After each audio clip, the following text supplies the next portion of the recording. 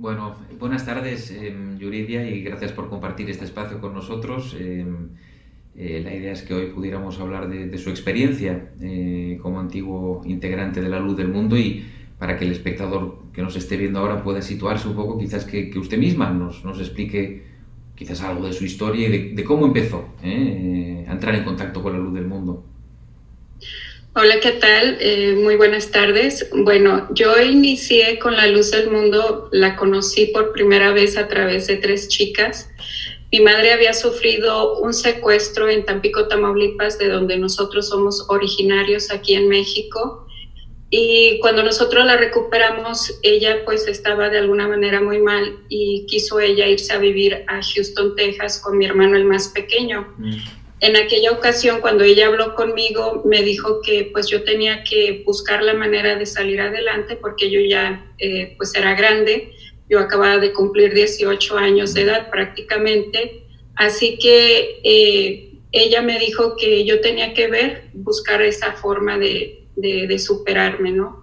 Así que viajamos a la frontera con Estados Unidos, a Matamoros, Tamaulipas, y allí tuve la oportunidad de conocer a tres muchachas que estaban trabajando en los negocios de unos tíos.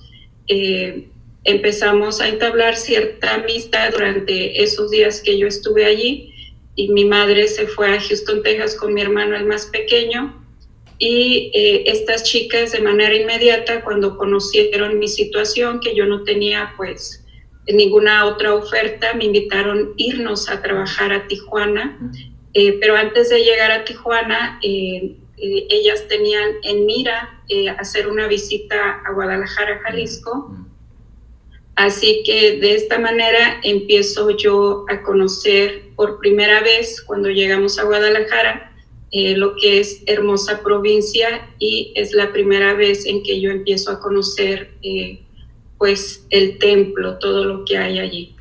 ¿Tiene usted la sensación de que en esos primeros contactos se le presionó de alguna manera o cómo lo vivió usted? ¿Cómo lo recuerda? Sí tuve un poco de presión. Yo recuerdo que de pronto pues no me sentía del todo a gusto, pero a la vez lo veía como que era una oportunidad que yo tenía porque, vuelvo a repetir, yo no tenía ninguna otra oferta. Sin embargo, aunque yo tenía ciertas dudas en cuanto a la fe, en cuanto a las cosas que se me estaban evangelizando una vez que yo estaba en Guadalajara, Jalisco, pues honestamente los hermanos, las hermanas, como que no les parecía que alguien hiciera algún tipo de pregunta. Ellos nada más se concentraban en lo que ellos querían predicar y decir. Y algo que me llamaba mucho la atención era que su predicación consistía en tres formas muy particulares de predicar, que era destruir cualquier fe, cualquier pensamiento o conocimiento que uno tuviera de su fe, y después era empezar a un bombardeo hablando sobre la elección divina, y en tercero era la importancia de dar ofrendas. De otra manera, pues el Dios nunca iba a prosperar al hermano o a la persona que estaba dentro de la iglesia, pero sí hubo insistencia, hubo mucha insistencia. ¿Y por qué cuántos años estuvo usted, Yuridia, en la Luz del Mundo? Bueno, yo llegué allí, ingresé en septiembre de 1990 y yo salí de la Luz del Mundo en el año 2009, así que son casi 20 años, Es mucho más o tiempo, menos. sí, sí, sí.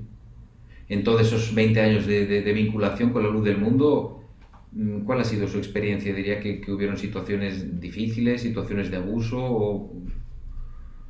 Sí. De hecho, cuando yo estaba soltera, una vez que empiezo yo a conocer la Luz del Mundo, que empiezo yo a deslumbrarme, algo que no me había pasado con otras sectas o con otras iglesias que había conocido de manera previa en mi juventud, pues yo me empiezo a encariñar, por decirlo de alguna manera, con los hermanos y las hermanas de allí, porque yo veía que mostraban pues mucha santidad, mucha perfección, y yo sentía que podía yo formar parte de una familia espiritual de la luz del mundo.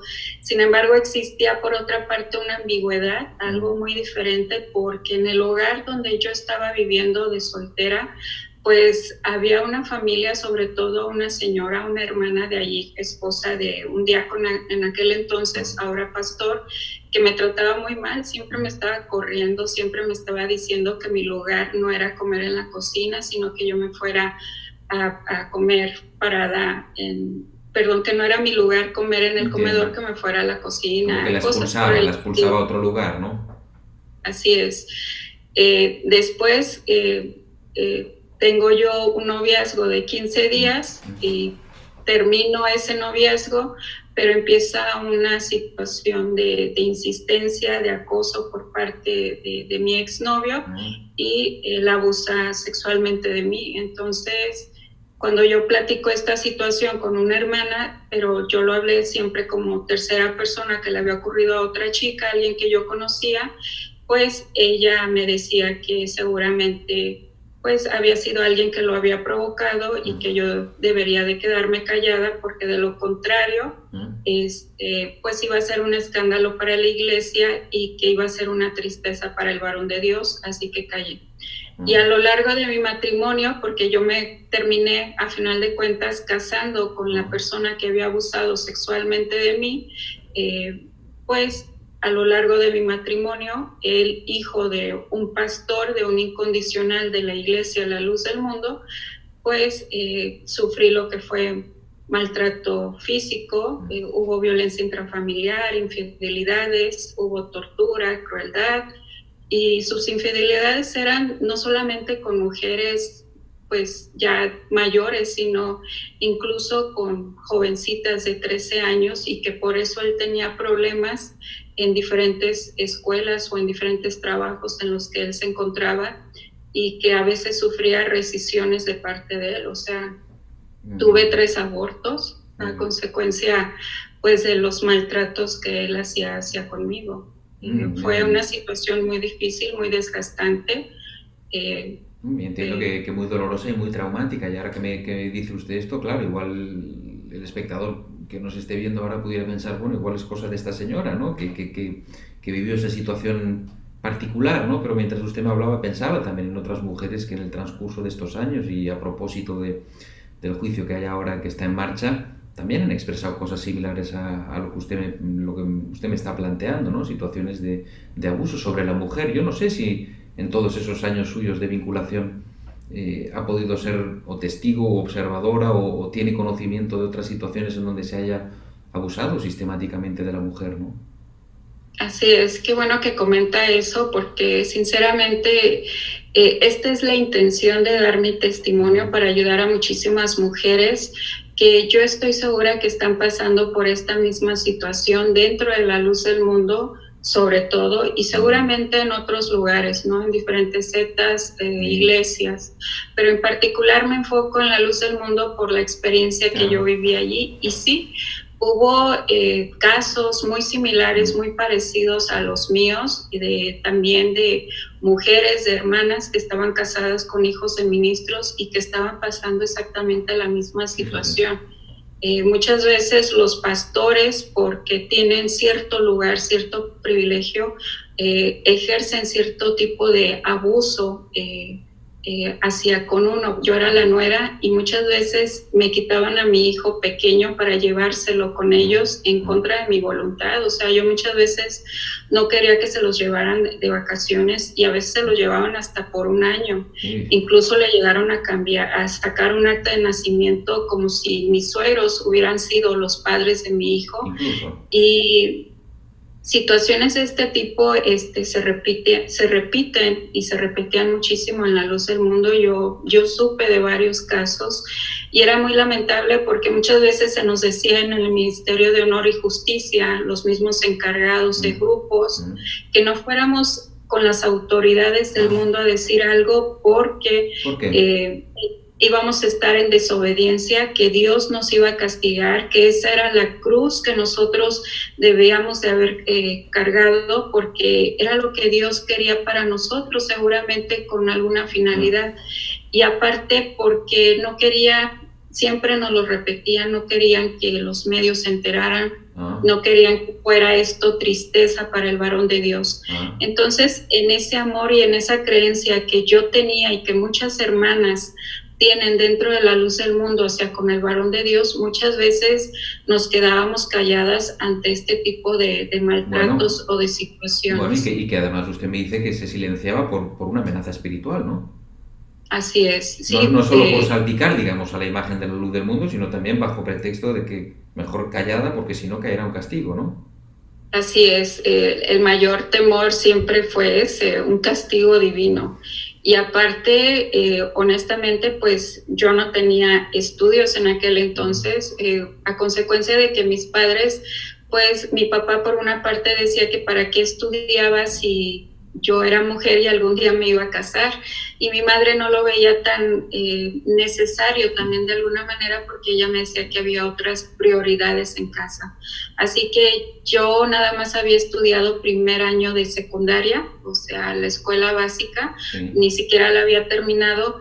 Así que al ver que yo no tenía estudios, yo no tenía experiencia en nada, una chica pues algo tímida, en fin, y atravesando por toda esa situación, Sí. y yo tenía la esperanza de algún día ser incondicional y también salir pues a la hora, ser esposa de ministro, porque mi esposo, bueno, mi ex esposo, por ser hijo de pastores, Sí. ellos como incondicionales, en automático él también era incondicional.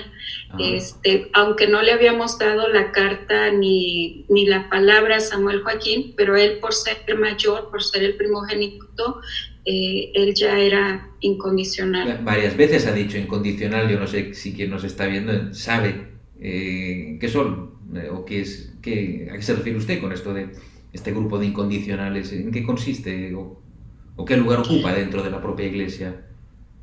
Bueno, el grupo de los incondicionales ya no se conoce Ah, como tal, le cambiaron el nombre con el paso de los años, esto fue en la época de Samuel Joaquín, precisamente para poder disfrazar ah, o tapar esa imagen ante el mundo y nada más manejarlo dentro de la pura iglesia. Se cambió de los incondicionales por el nombre de Jerem, ajá, y este grupo ha existido desde la época de Aarón Joaquín hasta el día de hoy. Yo recuerdo que cuando estaba Samuel Joaquín, una de las consignas que se tiene a este grupo, pues son, por decirlo así, personas muy escogidas. Es un grupo reducido porque hay una cantidad grande de ministros que están en la obra, que están en iglesias, pero todavía de ese universo solamente se escoge como que a ciertas personas de manera privilegiada. Esto puede ser matrimonios o puede ser solteros. es un honor, entonces. Era un gran honor. Ah, Entonces, este grupo de incondicionales o el grupo Jerem le debe absoluta ah. obediencia al siervo de Dios, absoluta obediencia. O ¿Hasta sea, qué punto, cuando usted dice absoluta obediencia, en qué está pensando, por ejemplo? lo que sea. Lo que sea. Incluso, sí, de hecho, yo recuerdo que en los 90 se manejaba mucho de que si la iglesia era capaz de dar su vida por el varón de Dios, y a la iglesia se le enseñaba que sí, que la iglesia estaba dispuesta a dar su vida por el varón de Bueno, un Dios. extremo algo Entonces, fanático, ¿no? Tal como usted me lo plantea, como un deslizamiento muy fanático, ¿no? Hasta el punto de dar la propia vida, me la dice. propia, sí, y de hecho ellos no lo ven como fanatismo, sino que ellos lo ven como un deber y una No obligación, entiendo. porque muchas veces los ministros casi siempre son los incondicionales los que hablan en frente de la iglesia, y hacen todo este trabajo de adoctrinamiento de una fidelidad y una lealtad al siervo de Dios, pase lo que pase, se diga lo que se diga. Ahora usted dijo esto del adoctrinamiento, se refiere, digamos, a que vean mucha intensidad, digamos, en cuanto a qué, a las reuniones, a la asistencia, a las prácticas, ¿en qué pensaría? Sí, la iglesia está obligada, ellos dicen que es una invitación, que a nadie se le obliga, pero sí está obligada Ah, a asistir todos los días a la todos. iglesia, de lunes a domingo. Y hay diversas oraciones desde las 5 de la mañana a las 9 del día, a las 12:30 del día, a las en los grupos, ya sea a las 5 de la tarde o a las 7 de la tarde, y luego hay una oración a las 6, y así sucesivamente, o sea, hay escuelas dominicales, Con servicios. mucha implicación, entonces me dicen, ¿no? Como actividades que se despliegan y que acaban llenando, si no toda la semana, prácticamente toda ya, ¿no? Así es, porque, y aparte dentro de los hogares, una vez al mes, cada 14 de cada mes, se hace, están obligados a hablar sobre la historia de la iglesia, pero no la que menciona la Biblia, sino la de Samuel y la de Aarón Joaquín. Es una manera insistente de cómo están reforzando la elección divina. Entonces, eso ayudaba a que los miembros de la iglesia se fueran sintiendo dependientes del apóstol, y muchas veces se reforzaba la idea de que si los hermanos se salían de la iglesia, pues se iban a condenar y que seguramente su vida iba a ser muy miserable, que iban a fracasar, que iban a terminar borrachos, drogadictos. Les pintaban todo un panorama demasiado drástico. A las mujeres les decían que iban a terminar incluso locas. O en prostitución, cosas por el estilo. Así que ante toda esta situación, pues a final de cuentas terminábamos obedeciendo, pero el adoctrinamiento de la elección divina es de manera insistente. O sea, ya veo. No, y además lo que usted nos va describiendo es, por un lado, un fuerte control de la información, cuidado lo que hablas, cuidado dónde vas, cuidado con quién andas, cuidado lo que dices fuera de la iglesia, porque todo debe ser tratado de la iglesia. También describe usted, ¿no? Recursos de control del comportamiento final, ¿no? De obligatoriedad en cuanto a la asistencia a las reuniones, a la implicación, etcétera. Y sobre todo usted ahora introducido otro tema, ¿no? Que era la dependencia, ¿no? Esta dependencia, ¿no? Que no sé si usted la vive como una cosa muy, muy intensa o como también lo veían los demás, si al final ese criterio personal se pierde y lo que domina es una fuerte dependencia. ¿Cómo lo ve, no? Sí, yo desarrollé de hecho una dependencia muy grande dentro de la luz del mundo, si bien pues tengo situaciones que a lo mejor me fueron marcando desde niña, pero la luz del mundo fue como la explosión, fue lo más fuerte que me pudo pasar porque me reafirmó muchas cosas de manera negativa en mi vida. Yo recuerdo que mi ex esposo, y esto pasa en muchos hogares dentro de la luz del mundo, pues la mujer ve al hombre como un Dios. Esa es la verdad. Como un Dios. ¿Y la mujer qué consideración tiene dentro de la iglesia?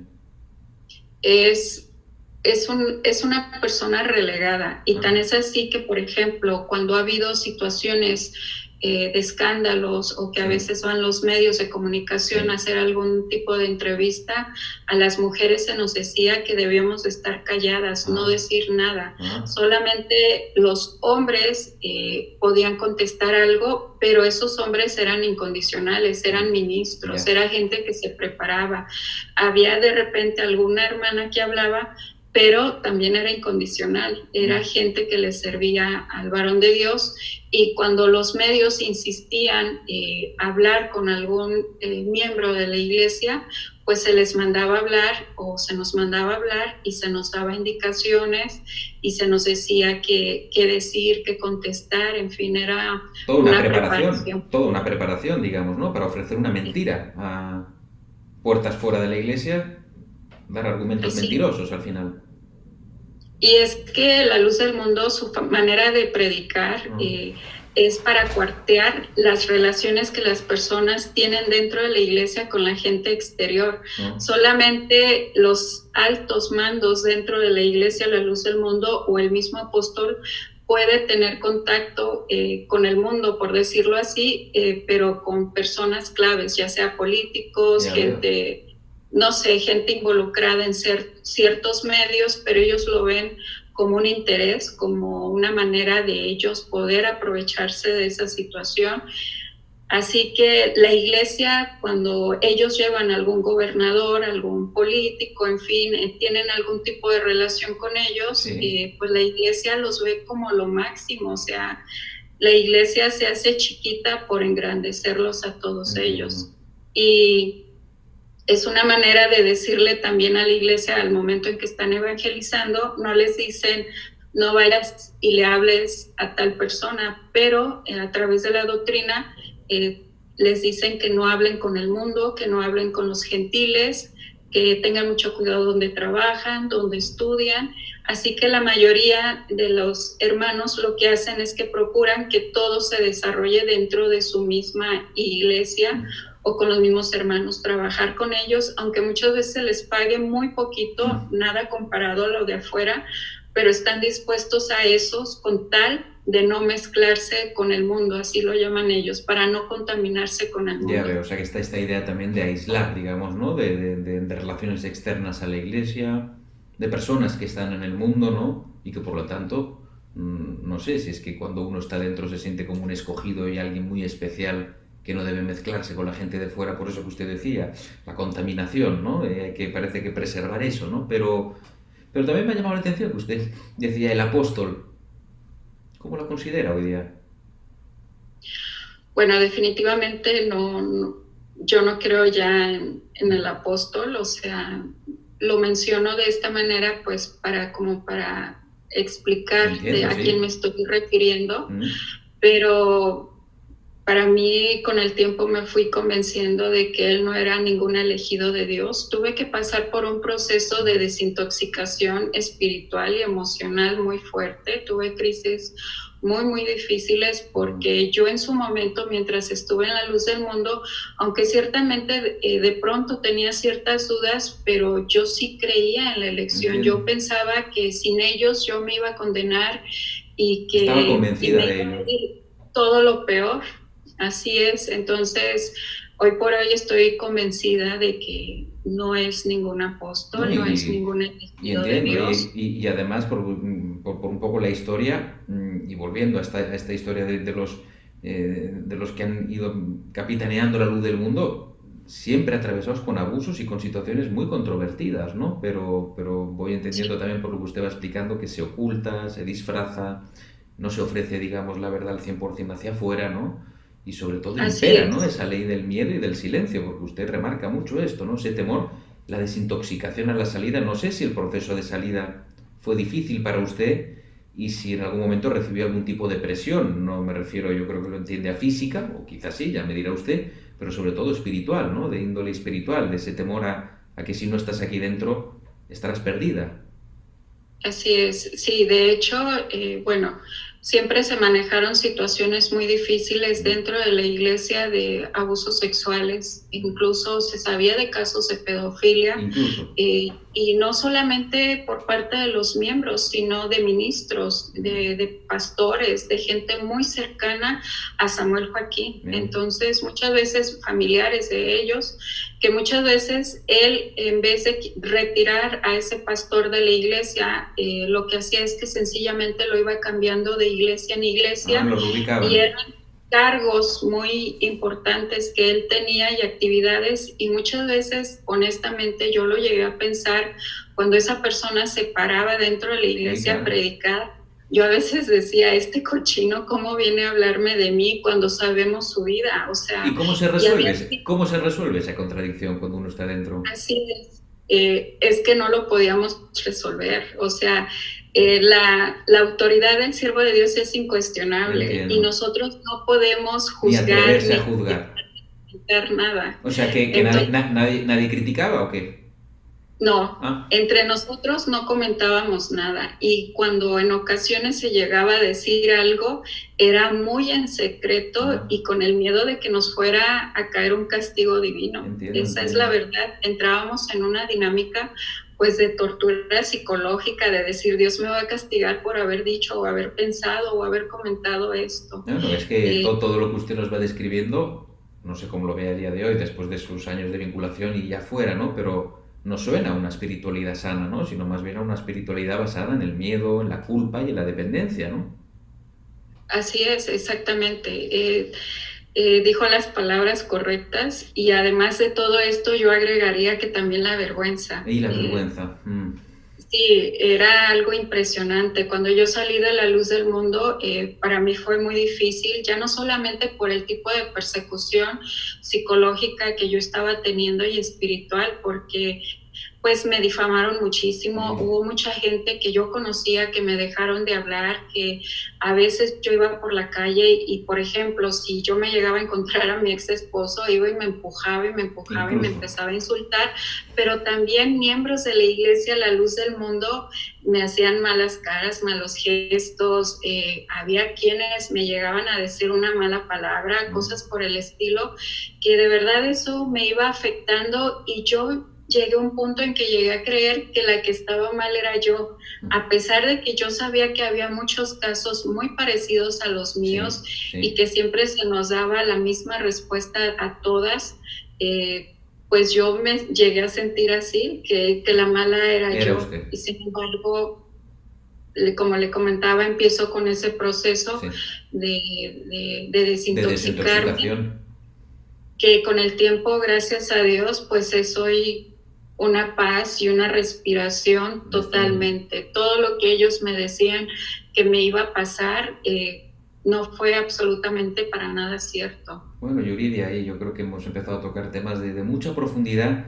Yo le invitaría igual a que podamos seguirlo hablando otro día, con calma, y que podamos ir igual detallando más todos estos mecanismos y estos escenarios que usted describe y que me parece que están muy alejados, ¿no?, de esa espiritualidad más sana y que ayuda a crecer, y que usted me parece que está transmitiéndonos muy claramente, ¿no? Le agradezco el tiempo que hoy hemos estado y le aplazo que podamos continuar hablando. Quizás antes de acabar, preguntarle, ¿no?, o aunque podamos retomarlo más adelante, sus convicciones a la salida se vieron muy tocadas, ¿no?, en ese proceso que usted describía como de desintoxicación. No sé si su fe también quedó tocada. ¿Cómo lo ha vivido todo esto?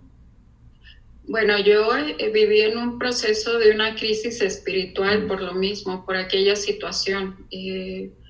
Para mí fue muy difícil con el tiempo irme dando cuenta de las personas en las que yo creía hermanos, hermanas, pues estaban muy lejos de la realidad.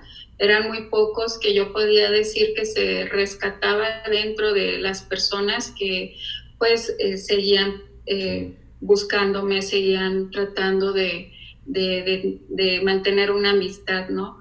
Pero ya después, con toda la situación que se fueron presentando de injusticias, casos muy repetitivos como los míos y todo esto, que poco a poco fui renunciando a todo ello, pero también yo necesité un proceso psicológico, esa es la verdad. O sea, yo llevé terapia psicológica por muchos años para enfrentar y trabajar todas estas situaciones de traumas que yo había estado viviendo dentro de La Luz del Mundo. Y vuelvo a comentar o a repetir que no es un caso único el mío, sino que había muchos casos dentro de La Luz del Mundo. Y lo que hoy está pasando con Azón, pues viene a reafirmar todo aquello que ya de por sí se había estado produciendo y que usted además ha vivido en sus carnes. Bueno, agradecido, Yuridia, y le aplazo que podamos seguir hablándolo en otra ocasión también para poder profundizar un poco más. Muchas gracias y hasta la próxima, Yuridia. Gracias, hasta luego.